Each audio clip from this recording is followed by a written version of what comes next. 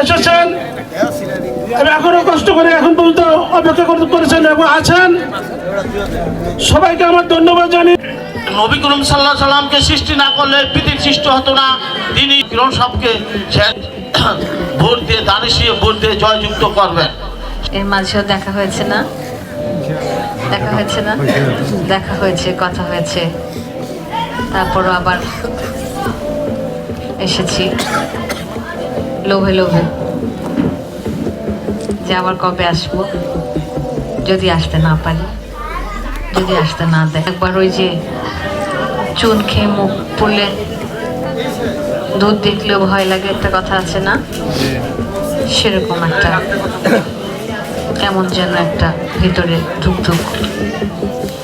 বিদায় নিতে চাই না, তবে মন খারাপ লাগছে যে এই যে নির্বাচনে একটি উৎসব মুখর পরিবেশ, এই যে আয়োজন, এই যে দেখা হওয়া, কথা হওয়া, এগুলো হয়তো একটা বিরতিতে পড়ে যাবে।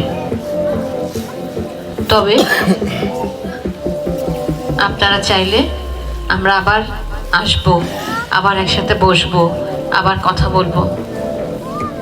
আমি জানি আপনারা সব সময় কিরণ সাহেবকে ভালোবেসে ভালোবাসার উপহার স্বরূপ আপনাদের ভোট ওনাকে দিয়েছেন। উনিও ওনার